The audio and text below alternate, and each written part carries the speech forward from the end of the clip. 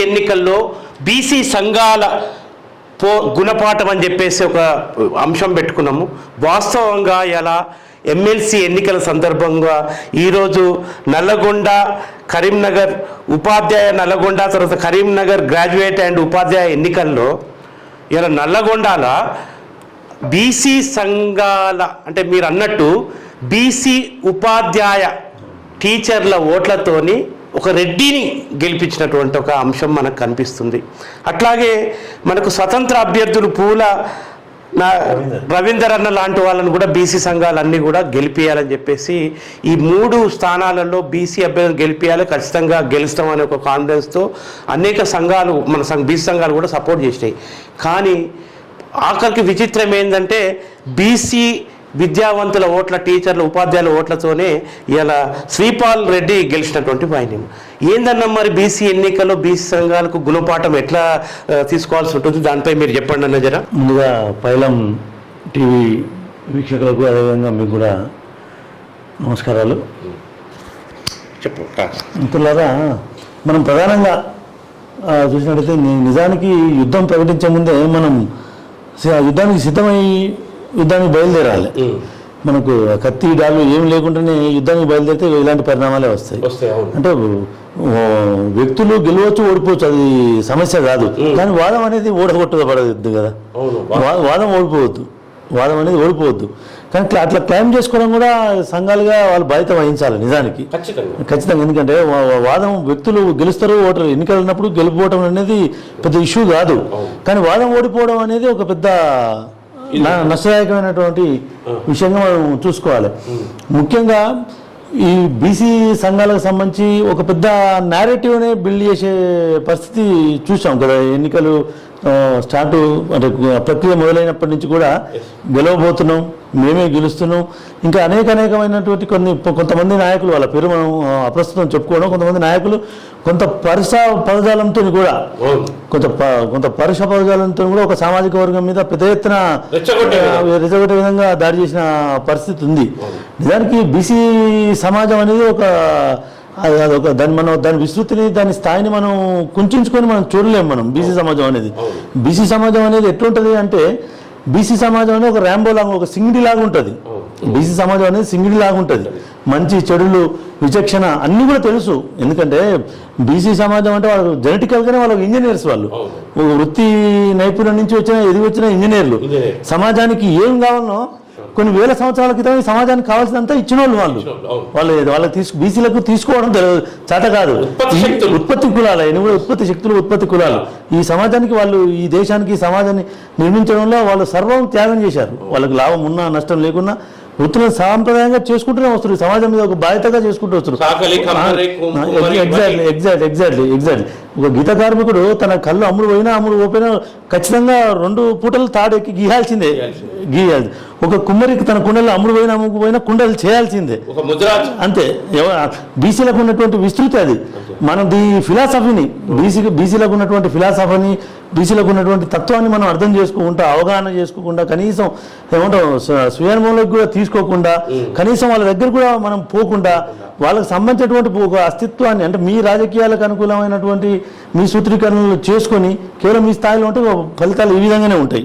అంటే సాము చేయడం పరిస్థితులు ఈ విధంగానే ఉంటాయి. ఇప్పటికైనా గుణపాఠం తెచ్చుకోవాలి. అసలు బీసీ సమాజం పేరు చెప్పుకొని పనిచేస్తున్న సంఘాలు కానీ సంస్థలు కానీ వాళ్ళ గురించి మాట్లాడుతున్న వ్యక్తులు కానీ వాళ్ళకు స్వీయ అవగాహన అనేది ప్రధానమైనటువంటి అంశం. స్వీయ అవగాహన లేకపోవడం అనేది ఒక ప్రధానమైనటువంటి లోపంగా బీసీ ఉద్యమంలో మనకు కనిపిస్తున్నటువంటి పరిస్థితి. కాబట్టి ఇలాంటి పరిణామాలు ఉత్పన్నం అవుతున్నాయి, భవిష్యత్తులో కూడా ఇంకా ఉత్పన్నం కూడా అవుతాయి. మనం చూసాము విజయశాంతి గారు తెలంగాణని కొంత సామాజిక న్యాయం ఓరియంటేషన్ ఒక రాజకీయ పార్టీని కూడా వారు ఏర్పాటు చేసారు. అంటే వాళ్ళకు కూడా అదే అంటే ఒక ప్రిపరేషన్ లేకపోవడం వల్ల మున్నాళ్ళ ముచ్చటే అయ్యింది. ఆ తర్వాత దేవేందర్ గౌడ్ కూడా కొంత ప్రయత్నం చేశాడు, ఆయన కూడా ప్రిపరేషన్ లేకపోవడం వల్ల అది కూడా 3 నెలల ముచ్చటే అయిపోయింది. ఆ తర్వాత చిరంజీవి లాంటి వాళ్ళు కూడా అనేక మంది ఒక పాపులారిటీ ఉన్న చిరంజీవి లాంటి వాళ్ళు కూడా ఈ బీసీ వాదాన్ని కానీ లేకపోతే సామాజిక న్యాయ నినాదంతో వాళ్ళు రావడం జరిగింది. అంటే కేవలం అంటే నా విమర్శ ఏంది బీసీ ఉద్యమం మీద, నా విమర్శ ఏంది అంటే బీసీ అనేది ఓట్ల సీట్ల పంచాయతీ కాదు. ఓ బీసీ వాదం అనేది ఓట్ల పంచాయతీ సీట్ల పంచాయతీ కాదు. ఇప్పుడు వీళ్ళకి ఒకటే ఏజెండా, ముఖ్యమంత్రి సీట్లు అంతే, ఇక వేరే ఏం రావు. కుమ్మరోళ్ళకి ఏం కావాలో వీళ్ళు మాట్లాడరు, మంగళోళ్ళకి ఏం కావాలో వీళ్ళు మాట్లాడరు, బెస్టోళ్ళకి ఏం కావాలో మాట్లాడరు, గౌన్లోళ్ళకి ఏం కావాలో వీళ్ళు మాట్లాడరు, గొల్లోళ్ళకి ఏం కావాలో వీళ్ళు మాట్లాడరు. గ్లోబలైజేషన్ తర్వాత అనేక ఉత్పత్తి కులాలు అని కూడా వాళ్ళ వృత్తులు దెబ్బైన వాళ్ళు ధ్వంసం అయిపోయి వాళ్ళ సాధికారత కోసం ఏం కావాలనే విషయానికి ఎక్కడ కూడా చర్చ జరగదు. మీరు కూడా వెళ్తుంటారు ప్రెస్ మీట్లకు అక్కడిక్కడ. బీసీ సంఘాల మీటింగ్ ఒకటే బీసీ ముఖ్యమంత్రి అంతే. ఏంటంటే బీసీ ముఖ్యమంత్రి అక్కడ ఉత్తర భారతదేశంలో బీసీ ముఖ్యమంత్రులు 20 ఏళ్ల కింద 30 ఏళ్ల కింద అయ్యారు. ఏమయ్యారు? తమిళనాడులో ఒక 50 ఏళ్ల కింద బీసీ ముఖ్యమంత్రి అయ్యారు, కర్ణాటకలో అయ్యారు. ఇలా చాలా రాష్ట్రాల్లో బీసీ ముఖ్యమంత్రి ఉన్నారు. ఏంది అది కాదు కదా. బీసీల సాధికారత కోసం మన దగ్గర ఉన్నటువంటి కార్యాచరణ ఏంది అనే విషయం మీద ఎక్కడ కూడా క్లారిటీ కానీ అధ్యయనం కానీ లేదు. కేవలం సీట్ల ఓట్ల పంచాయతీగా మలుచుకున్నంతసేపు బీసీ వాదం అనేది అబాసుకు పాలుగా ఆకతప్పడని ఇప్పుడు తాజాగా కూడా నిరూపితమైంది.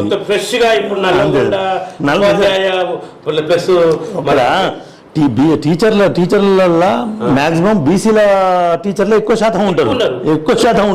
అక్కడ శ్రీపాల్ రెడ్డి ఎట్లా గెలుస్తాడు?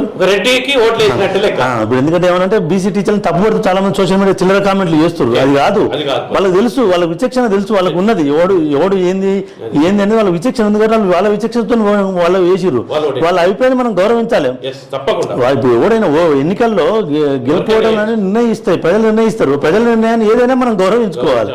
కాదు లోపాలు ఏదైనా వెతుక్కోవాలి, దాన్ని సరిదిద్దుకోవాలి.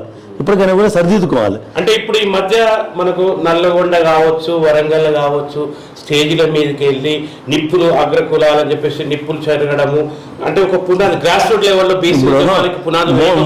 మోటుగా ఒక సామెత ఉంటుంది, నాది కానప్పుడు ఢిల్లీ దాకైనా దేకమని అంటారు అని చెప్పి. ఒక సామెత ఉన్నది అన్నట్టు. మరి ఆ మిత్రులు పోటీ చేస్తున్నప్పుడు మీ ఎవరు ఓట్లు నాకు వద్దు అని ఆ మిత్రులు చెప్పలేదే. ఆ మిత్రులు ఎవరైతే నువ్వు విమర్శ చేసినావో వాళ్ళ దగ్గర పోయి నువ్వు దేహి అని చెప్పి వాళ్ళని మళ్ళీ మద్దతు కోరినావు, వాళ్ళ మద్దతు కూడా కొట్టుకున్నావు. మీ ఎంత పెద్ద నాయకులు లేరు అని చెప్పి, మీ ఆశీర్వాదం కావాలని చెప్పి కడుపులో తలకాయ పెట్టినావు, అన్ని చేసినావు.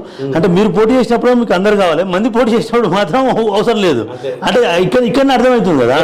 అంటే ఈ గందరగోళమైన ఆ మిత్రులకు కూడా మీ పైలం ద్వారా చెప్పదలుచుకుందంటే సైద్ధాంతిక గందరగోళంలో పడొద్దు. అవగాహన లేమితో దుందుడుకు వాదంతో ఎప్పుడు నిలబడాయి. మనం చాలా ఉద్యమాలను కూడా చూసాం. రాజకీయంగా స్పష్టత లేని ఉద్యమాలన్నీ కూడా, దుందుడుకు ఉద్యమాలన్నీ కూడా అట్లా వచ్చి అట్లా వెళ్ళిపోతుంటాయి. ఎంతో మంది చరిత్రలో కూడా గొప్ప గొప్ప నాయకులుగా చలామణి అయిన వాళ్ళందరూ కూడా చూసినాం. అంతే అంతే అంతే అదే నష్టం చేయడం. అంటే ఇండియాలో ఏంటంటే కౌంటర్ రెవల్యూషన్ అనేది ఉంటుంది.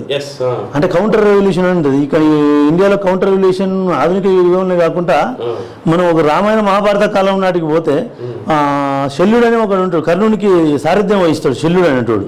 నిజానికి ఒక డ్రైవర్ అంటోడు ఎట్టుండాలి, ఎవరైతే ఉన్న ఫైటింగ్ ఫోర్స్ వాళ్ళని ఎంకరేజ్ చేసే విధంగా ఉండాలి. కానీ శల్యుడు అట్లా చెప్పాడు. శల్యుడు అంటే వాడు నిజానికి వీళ్ళ మనిషి కాదు, వాడు పాండవుల పక్షపాతి. శల్యుడు పాండవుల పక్షపాతి. ఎంతసేపు కర్ణుడిని అవమానపరుస్తూ ఉంటాడు. నువ్వేడ గెలుస్తావా, ఆడంతా చాలా పెద్ద పెద్ద వాళ్ళు ఉన్నారు, నువ్వు గెలువ నీ పనింద్ర పోయి నువ్వు డ్రైవర్ పని నువ్వు చూసుకోక నువ్వు నన్ను నిరాశపరుస్తావు ఏంది అంటే తప్పుడు నాయకత్వం. అంటే డ్రైవర్ అనేది తప్పుడు నాయకత్వం. అట్లా ఈ ఇండియాలో కూడా కౌంటర్ రెవల్యూషన్ అనమాట. అంటే ఎవడు దేనికి నాయకత్వం ఉండాలో వాడు దానికి ఉండడు, ఎవడు ఉండకూడదు వాడు అటు ఉంటాడు.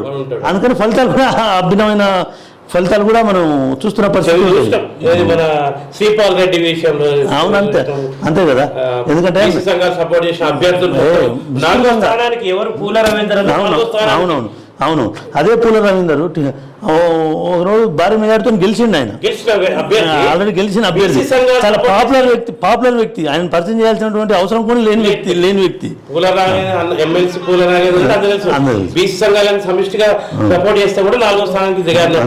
ఒక రకంగా ఏంటంటే వాళ్ళ పుల్ల రవీందర్ లాంటి వాళ్ళ ఇమేజ్ కూడా దెబ్బతీసినట్టు చాలా మంది ఇప్పుడు పరోక్ష కుటుంబంగా దెబ్బతీసినట్టు. అంతే అంతే అంతే ఎగ్జాక్ట్లీ అంతే. ఇప్పుడే ముఖ్యమంత్రి కావాలని ఎట్లా సాధ్యం? ఇప్పుడే ముఖ్యమంత్రి కావాలని స్వార్థం సంకుచిత మనస్తత్వంతో నీ ఏ వ్యవస్థను కూడా మనం నిర్మాణం చేయలేము. నీ వ్యవస్థ నిర్మాణం కావాలంటే త్యాగాలు చేయాలి, త్యాగాలు సిద్ధం చేయాలి. చెగువేరా ఒక మాట అంటాడు, నీకు ఉన్నది నువ్వు కోల్పోవడానికి సిద్ధంగా లేకపోతే నువ్వు కొత్త చరిత్ర నిర్మించలేవు అంటాడు.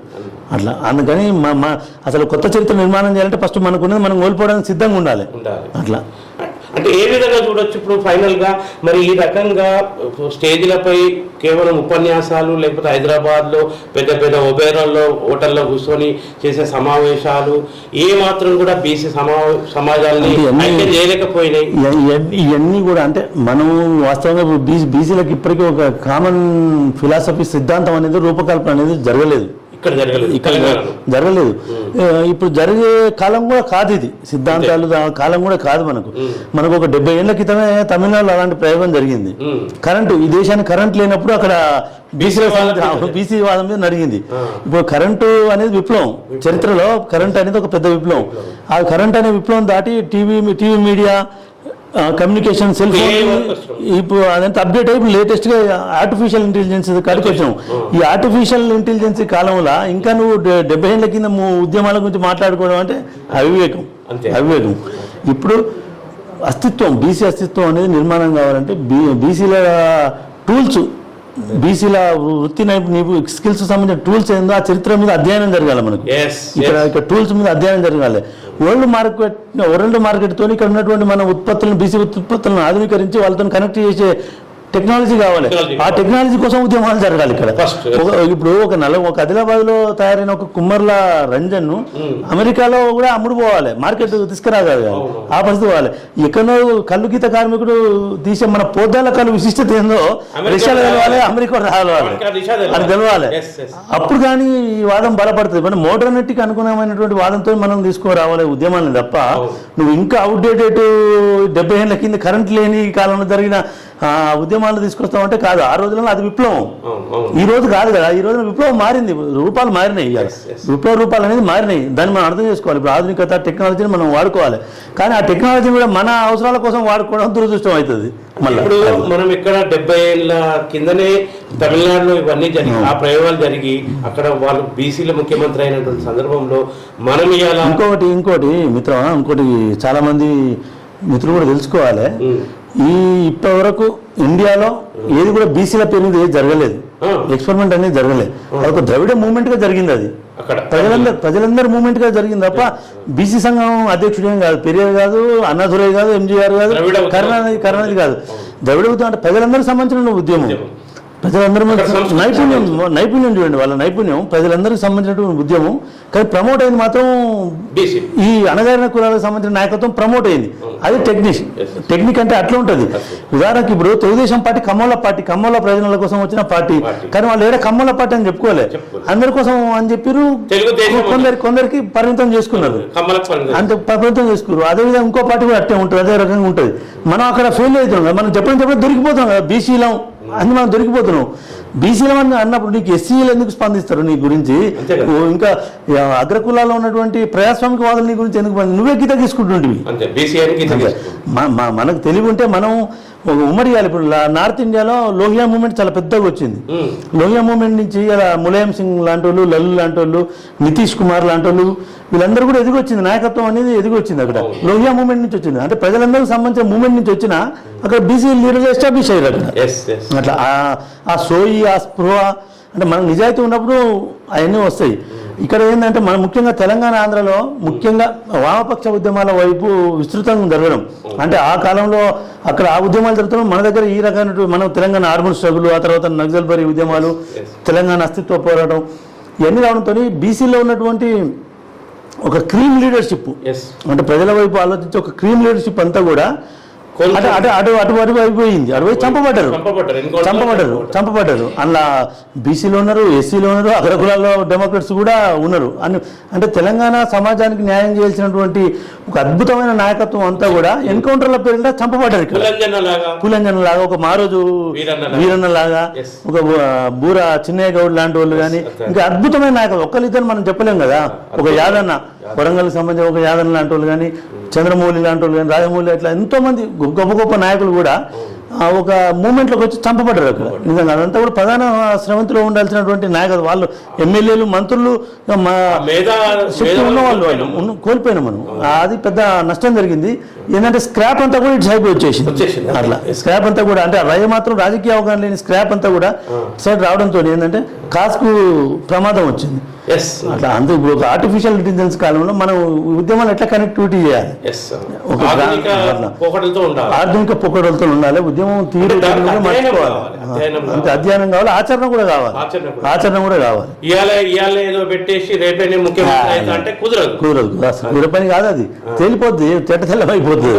ఉద్దేశపూర్వమైన మాటలు ఆ వాదం పేరు చెప్పుకొని మీరు ఏదో కొన్ని పైసలు సంపాదించుకోవచ్చు తప్ప మీరు ఇంకా పదవులు అంతే చేసుకోవచ్చు తప్ప అది ప్రజలకు ఒరిగే లేదు, ఏం లేదు. ప్రజలకు అది తెలుసు కాబట్టి ప్రజలు మీ వైపు లేరు. ఈ స్క్రాప్ బీసీలలో ఉండి ఇట్లా ఈ స్క్రాప్ పనులు చేసే వాళ్ళని ప్రజలు గమనిస్తున్నట్టు ఖచ్చితంగా అరే గమనిస్తారు కాబట్టి వాళ్ళకు మద్దతు ఇవ్వలే కదా. శ్రీపాల్ రెడ్డి గెలుస్తాడు, ఇక్కడ రిజల్ట్ బయటపడ్డాడు, మనం తీసుకోవాలి. అందుకే గుణపాఠం విద్యావంతులు ఒకటి ఆలోచించారు. శ్రీపాల్ రెడ్డి విషయంలో నల్గొండ ఎమ్మెల్సీ స్థానాల్లో అదే ఇదంతా స్క్రాప్ అనేది ఆ ఉపాధ్యాయులు